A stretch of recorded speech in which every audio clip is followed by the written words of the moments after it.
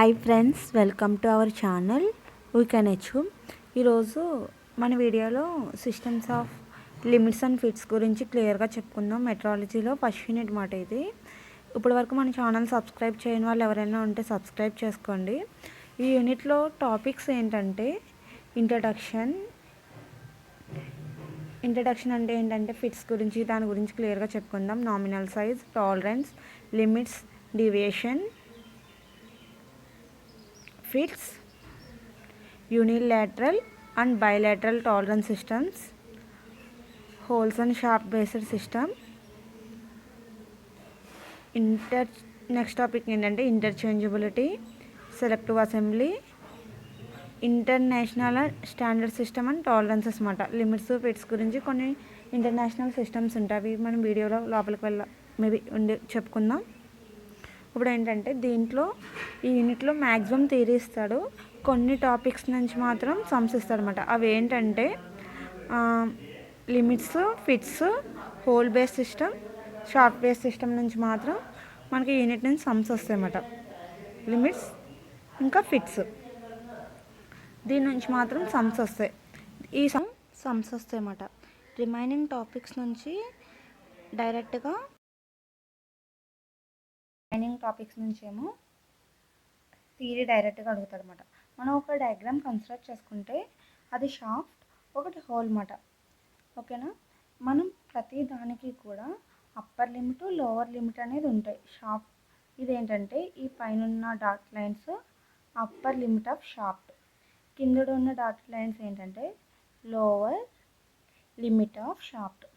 ఓకేనా? హోల్కి కూడా అప్పర్ లిమిట్ ఉంటుంది, లోవర్ లిమిట్ ఉంటుంది అనమాట. పై dot lines upper limit of hole, కింద డాట్ లైన్స్ ఏంటంటే లోవర్ లిమిట్ ఆఫ్ హోల్ మాట. ఓకేనా? ఇప్పుడు ఏంటంటే పైన ఎలాగున్నాయో షాఫ్ట్కి కిందకు కూడా అలాగే lower limit and upper limits అనేవి ఉంటాయి.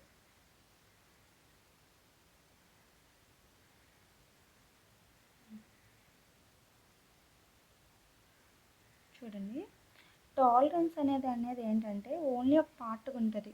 షాఫ్ట్కి కానీ హోల్కి కానీ రెండింటికి ఉంటుంది అన్నమాట. ఒక షాఫ్ట్ యొక్క upper limit minus lower limit చేస్తే మనకి సమ్ ఆన్సర్ అనేది వస్తుంది. దాన్ని ఏంటంటే మనం దాన్ని టాలరెన్స్ అంటాం. హోల్కి చేసేటప్పుడు ఏంటి, whole upper limit minus lower limit అనేది చేస్తాం. ఓకేనా? ఎలవెన్సెస్ అన్నమాట. ఎలవెన్సెస్ ఏంటంటే హోల్ యొక్క అప్పర్ లిమిట్లోంచి షాఫ్ట్ యొక్క లోవర్ లిమిట్ అనేది తీసేస్తాం. ఓకేనా? దీన్ని మ్యాక్సిమం ఎలవెన్స్ అని, హోల్ యొక్క మినిమం నుంచి షాఫ్ట్ యొక్క మ్యాక్సిమం తీసేస్తే దీన్ని మినిమం ఎలవెన్స్ అని అంటారు. ఈ ఎలవెన్సెస్ని బట్టే మనం ఫిట్స్ అనేవి డివైడ్ చేసుకుంటాం అన్నమాట. రెండు పాజిటివ్ వస్తే క్లియరెన్స్ అంటాం. ఈ ఫిట్స్ గురించి మనం ముందు తెలుసుకుందాం. రెండు పాజిటివ్ వస్తే ఏమనుకున్నాం, క్లియరెన్స్ ఫిట్ అన్నమాట. ఓకేనా? ఇప్పుడు నెక్స్ట్ టాపిక్ వెళ్ళిపోతాం. నెక్స్ట్ టాపిక్ ఏంటంటే ఆల్రెడీ ఇందాక చెప్పుకున్నాం కదా, MML and LML, maximum material limit అన్నమాట. ఎంఎంఎల్ అంటే దీన్నే అప్పర్ లిమిట్ అని కూడా అంటాం. ఓకేనా? చూడండి, the limit at which the material of the component maximum is known as the MML అన్నమాట. మినిమం ఎక్కడైతే ఉందో దాన్ని ఎల్ఎంఎల్ అంటాం.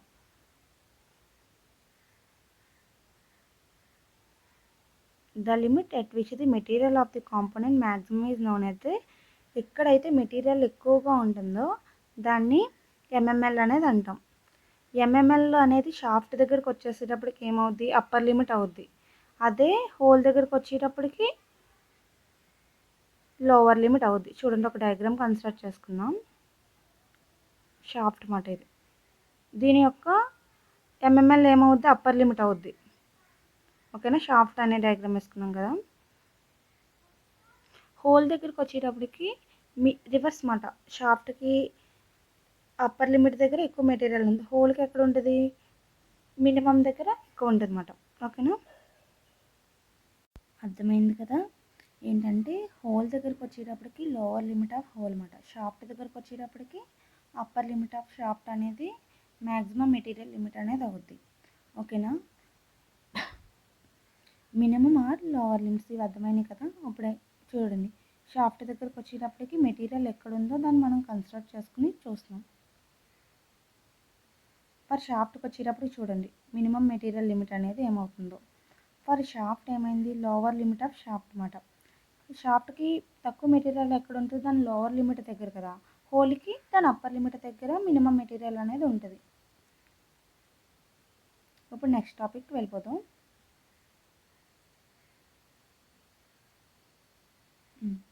లిమిట్స్ అర్థమైంది కదా మీకు క్లియర్గా.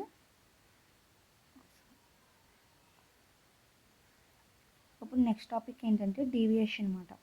డీవియేషన్ అంటే ఏంటంటే the difference between any limits of the component upper limit or lower limit and the base size of the component is known as the deviation అన్నమాట.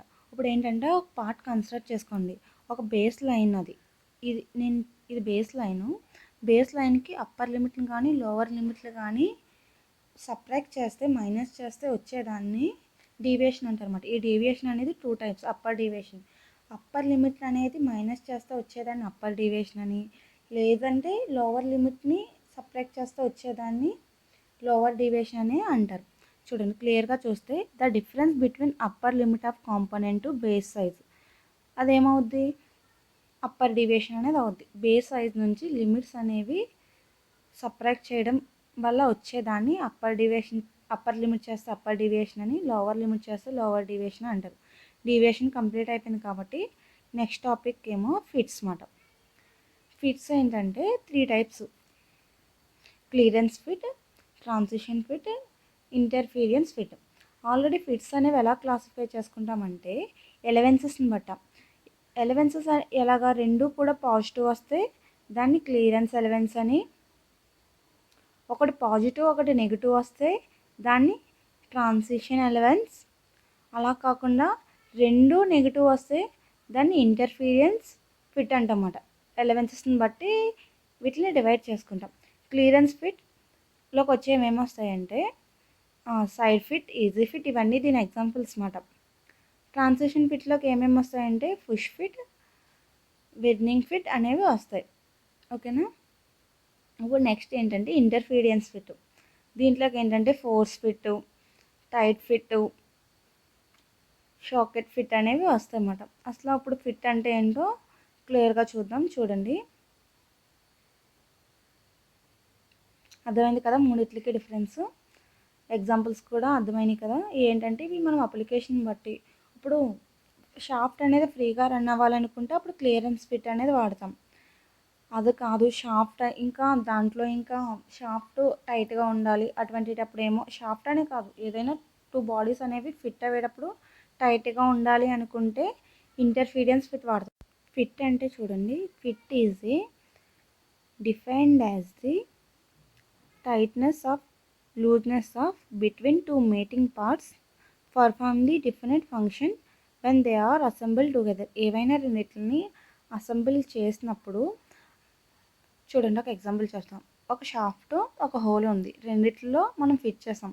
ఆ రెండు కలిసి ఫంక్షన్ అనేది చేయాలి. అలా చేసేదాన్ని దేన్నైనా సరే మనం ఫిట్ అనుకోవచ్చు అన్నమాట. అర్థమైందా. ఫిట్ అంటే షాఫ్ట్ హోలే ఉండాలని కాదు, మనం షాఫ్ట్ హోల్గా దేన్నైనా కన్స్ట్రక్ట్ చేసుకోవచ్చు. అక్కడ మనం ఫంక్షన్ అనేది జరగాలి, మనం ఏదైతే జరగాలి అనుకుంటున్నాం ఫంక్షన్ అనేది జరగాలన్నమాట. ఇప్పుడు ఫిట్స్ గురించి ఇంకా క్లియర్గా చూద్దాం ఒకసారి. క్లియరెన్స్ ఫిట్ యొక్క ఇమేజ్ చూడండి. ఇక్కడ ఏమవుతుంది, దాంట్లో ఎలవెన్స్ అనేది ఎక్కువగా ఉంది, పాజిటివ్గా ఉంది కాబట్టి ఫ్రీగా రొటేట్ అవుతూ ఉంటుంది. ఓకేనా. ఇంటర్ఫీరియన్స్ ఫిట్ యొక్క చూడండి ఇమేజ్ చూడండి. ట్రాన్సిషన్ ఫిట్ చూడండి ఎంత టైట్గా ఉందో, ఇది అలా ఫిక్స్ అయిపోద్ది అన్నమాట. ఓకే. ఇప్పుడు ఫిట్స్ గురించి క్లియర్గా చూసుకున్నాం కదా. ఇప్పుడు టాలరెన్స్ సిస్టమ్స్ అన్నమాట. టాలరెన్స్ సిస్టమ్స్ అనేవి 2 types: unilateral system and bilateral system. ఇప్పుడు టాలరెన్స్ ఉంటే పాజిటివ్ కానీ లేదంటే నెగిటివ్ కానీ ఉందనుకో, రెండు టాలరెన్స్ షాఫ్ట్ యొక్క టాలరెన్స్ పాజిటివ్ ఉండాలి. ఫర్ ఎగ్జాంపుల్ చెప్తాను చూడండి. ఇక్కడ టాలరెన్స్ అనేది ఉంటే రెండు పాజిటివ్ ఉంటే అది యూనిలేటరల్ అవుద్ది. ఓకేనా. రెండు నెగిటివ్ ఉన్నా యూనిలేటరలే అవుద్ది. ఏంటంటే ఉంటే పాజిటివ్ అయినా ఉండాలి, లేదంటే నెగిటివ్ అయినా ఉండాలన్నమాట. చూడండి యూనిలాటరల్లో టాలరెన్స్ యొక్క రిప్రజెంటేషన్ ఎలా చేస్తామో చూడండి. 20 ప్లస్ 0.02 0.00. అప్పర్ లిమిట్ ఏంటి 0.02 పాజిటివ్, లోవర్ లిమిట్ ఏంటి 0.00, అది కూడా పాజిటివే కదా. ఇక్కడ ఏముంది, ఇక్కడ రెండు నెగిటివే ఉంది. లోవర్ లిమిట్ అనేది ఉంటే నెగిటివ్ అయినా ఉండాలి లేదా పాజిటివ్ అయినా ఉంటే దాన్ని ఏమంటాం, యూనిలేటరల్ టాలరెన్స్ అంటారు. నెక్స్ట్ ఏంటంటే బైలేటరల్ టాలరెన్స్ సిస్టమ్ అన్నమాట. ఇక్కడ ఏంటంటే పాజిటివ్ అయినా ఉండొచ్చు నెగిటివ్ అయినా ఉండొచ్చు, ప్లస్ ఆర్ మైనస్ అన్నమాట. 0.02 ప్లస్, అలాగే మైనస్ 0.02 అనేది దాని యొక్క లోవర్ లిమిట్ అన్నమాట. ఓకేనా. రెండు పాజిటివ్ నెగిటివ్ ఉండే ఆ టాలరెన్స్ సిస్టమ్ని బైలేటరల్ టాలరెన్స్ సిస్టమ్ అనేది అంటాం. ఇది మ్యాక్సిమం ఎక్కువగా ఎస్ఏ క్వశ్చన్ కింద అడుగుతారు థియరీ క్వశ్చన్స్లో. ఓకేనా. ఇప్పుడు నెక్స్ట్ టాపిక్ వెళ్ళిపోదాం. హోల్ బేస్ సిస్టమ్ అని short base. Whole base system short base system కూడా మనం సమ్స్ని ఫైండ్ అవుట్ చేయడానికి వాడతారు అన్నమాట. దీని నుంచి సమ్స్ కూడా వస్తాయి. చూడండి, హోల్ బేస్ సిస్టంలో ఏంటంటే హోల్ సైజ్ అనేది కాన్స్టెంట్ అన్నమాట. అది షాఫ్ట్ సైజ్ మాత్రమే మారుతుంది. ఎలా అంటే ఫిట్స్ని బట్టి. ఇప్పుడు హోల్ బేస్ సిస్టంలో హోల్ సైజ్ అనేది కాన్స్టెంట్, కెప్ట్ కాన్స్టెంట్. ఓకేనా. మనం దీన్ని యూస్ చేసుకుని సమ్స్ చేస్తామన్నమాట. ఎప్పుడు హోల్ బేస్ సమ్స్ చేసినా హోల్ సైజ్ అనేది కాన్స్టెంట్.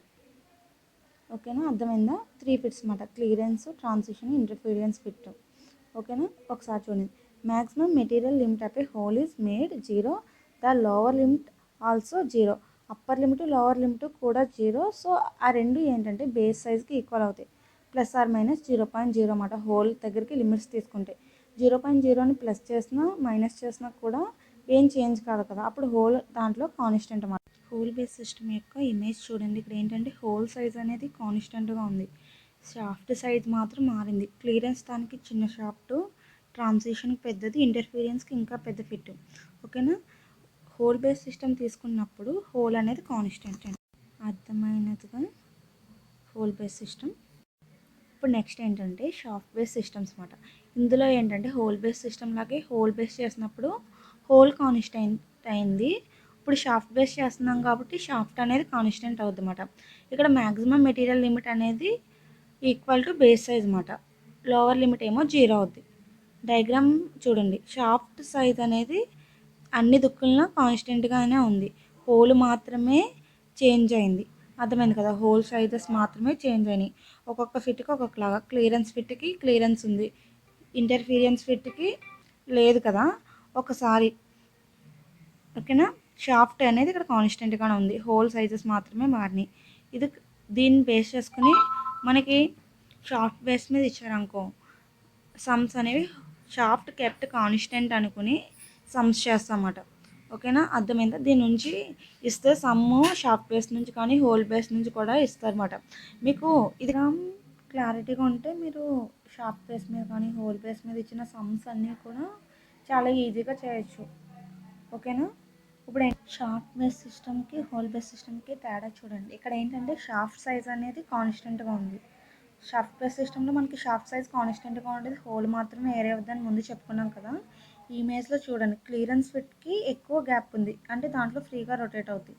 రిమైనింగ్ వాటికి ట్రాన్సిషన్ ఫిట్కి, ఇంటర్ఫీరియన్స్ ఫిట్కి కూడా చూడండి. ఓకేనా, అర్థమైంది కదా. మనం దీంట్లో సమ్స్ చేసేటప్పుడు ఎప్పుడూ ఒకటే గుర్తుపెట్టుకోవాలి. షాఫ్ట్ బేస్ చేస్తున్నామంటే షాఫ్ట్ కాన్స్టెంట్, హోల్ చేస్తే హోల్ కాన్స్టెంట్. ఇలా అయితే సమ్స్ ఈజీగా చేయొచ్చు. ఏంటంటే types of assemblies. Types of అసెంబ్లీస్కి వచ్చేటప్పటికి 2 టైప్స్ అన్నమాట. ఇంటర్చేంజబుల్ అసెంబ్లీ, సెలెక్టివ్ అసెంబ్లీ అన్నమాట. దీంట్లో ఏంటంటే ఇంటర్చేంజబుల్ అసెంబ్లీలోకి ఏంటంటే కొన్ని కాంపోనెంట్స్ తీసుకుని ర్యాండమ్గా చెక్ చేస్తామన్నమాట. అలా చెక్ చేసేటప్పుడు మనకు చాలా ప్రాబ్లమ్స్ వస్తాయి. అట్లా ఓవర్కమ్ చేయడానికే సెలెక్టివ్ అసెంబ్లీ అనేది కన్సిడర్ చేసుకుంటాం. ఓకేనా, అర్థమైందా. ఇప్పుడు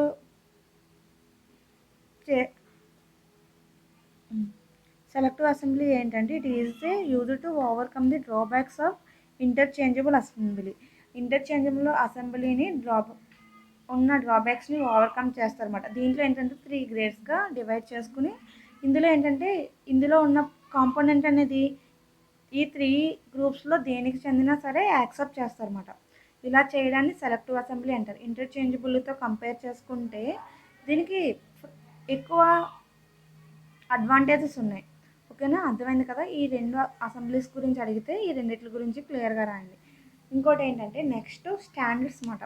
ఇప్పుడు హోల్ బేస్ సిస్టమ్ అన్నా, షాఫ్ట్ బేస్ సిస్టమ్ అన్నా, ఒక షాఫ్ట్ని డిజైన్ చేయాలన్నా, ఒక హోల్ని డిజైన్ చేయాలన్నా సమ్ స్టాండర్డ్స్ అనేవి ఉండాలి. లేదు ఒక 10 mm డయా షాఫ్ట్ కావాలనుకుంటే అది ఎక్కడైనా దొరకాలి. మన కాంపోనెంట్ డిజైన్ చేసేటప్పుడు ఆ టాలరెన్స్ గ్రేడ్స్ అనేవి అవే గ్రేడ్స్ కానీ టాలరెన్స్ సిస్టమ్స్ కానీ ఇవన్నీ కూడా 3 టైప్స్గా డివైడ్ చేసుకున్నాం. ఒకటి ఏంటంటే Indian standards, British standard system, international standard system అన్నమాట. ఇండియన్ స్టాండర్డ్స్ని ఫాలో అవుతున్నాం అనుకున్నాం అనుకో, అప్పుడు ఏమవుతుందంటే టాలరెన్స్ గ్రేడ్స్ గ్రేడ్ ఆఫ్ టాలరెన్స్ని ఐటీతో క్యాపిటల్ ఐటీతో ఇండికేట్ చేస్తాం అన్నమాట. ఓకేనా, క్యాపిటల్ ఐటీతో ఇండికేట్ చేస్తాం. అప్పర్ డీవియేషన్ని హోల్ కానీ షాఫ్ట్ కానీ క్యాపిటల్ లెటర్స్తో ఏబిసిడి క్యాపిటల్ లెటర్స్తో ఇండికేట్ చేస్తాం అన్నమాట. లోవర్ లిమిట్కి వచ్చేటప్పటికి ఏం చేస్తామంటే స్మాల్ లెటర్స్తో ఇండికేట్ చేస్తాం అన్నమాట. Lower deviation of the hole or shaft by small letters చెప్పాను కదా. అప్పర్ లిమిట్ వచ్చేటప్పటికి క్యాపిటల్ లెటర్స్, లోవర్ లిమిట్ వచ్చేటప్పటికి స్మాల్ లెటర్స్తో ఇండికేట్ చేస్తాం. Upper deviation of hole indicates the capital ES. Upper deviation అలాగా క్యాపిటల్ ఈఎస్తో ఇండికేట్ చేస్తాం. Lower deviation of the hole is EI. ఓకేనా, అర్థమైంది కదా. ఇప్పుడు టాలరెన్స్ కావాలంటే ES minus EI is equal to IT. First tolerance IT అనుకున్నాం కదా ఈక్వేషన్. షాఫ్ట్కి వచ్చేటప్పటికి ఏంటి స్మాల్ కదా, ES minus EI is equal to IT. ఓకేనా. ఇండియన్ స్టాండర్డ్స్ ప్రకారం 18 గ్రేడ్స్, 8 టాలరెన్స్ అనేవి ఉన్నాయి. 25 ఫండమెంటల్ డీవియేషన్స్ అన్నమాట. ఫండమెంటల్ డీవియేషన్ అంటే ఏంటంటే ఒక అప్పర్ డీవియేషన్ కానీ లోవర్ డీవియేషన్ కానీ దగ్గరగా ఉన్న దాన్ని ఫండమెంటల్ డీవియేషన్ అంటారు. ఇప్పుడు ఏంటంటే మనం ఏ సమ్ చేయాలి అనుకున్నా ఫండమెంటల్ డీవియేషన్ ఫైండ్ అవుట్ చేసి చేయాలన్నమాట. ఒకవేళ రేంజ్ అనేది ఇస్తే ఆ రెండిట్లకి యావరేజ్ కానీ లేదంటే ఆ రెండిట్లని స్క్వేర్ చేసి రూట్ చేయడం వల్ల కానీ ఫైండ్ అవుట్ చేస్తాం అన్నమాట. మనం ఫైండ్ అవుట్ చేసే ఫండమెంటల్ డీవియేషన్ బట్టి గ్రేడ్స్ తీసుకుని ఫైండ్ అవుట్ చేస్తాం. దీంట్లో సమ్స్ కూడా చాలా ఈజీగా ఉంటాయి. అవి ఏంటనేది నెక్స్ట్ వీడియోలో చూద్దాం. మీకు ఈ వీడియో నచ్చినట్లయితే లైక్ చేయండి. మేబీ మీకు ఏమైనా టాపిక్స్ ఏమైనా మిస్ అయిపోయినాయి అంటే కింద కామెంట్ సెక్షన్లో కామెంట్ చేయండి. ఓకేనా. ఐ హోప్ మీకు అర్థమైంది అనుకుంటున్నాను. సబ్స్క్రైబ్ చేసుకోవడం మాత్రం మర్చిపోకండి. Thank you for watching. మీకు ఇప్పటివరకు జరిగిన దానికి నోట్స్ కావాలి అనుకుంటే డిస్క్రిప్షన్లో కామెంట్ చేయండి, లేదంటే మా మెయిల్ ఐడికి కాంటాక్ట్ చేయండి.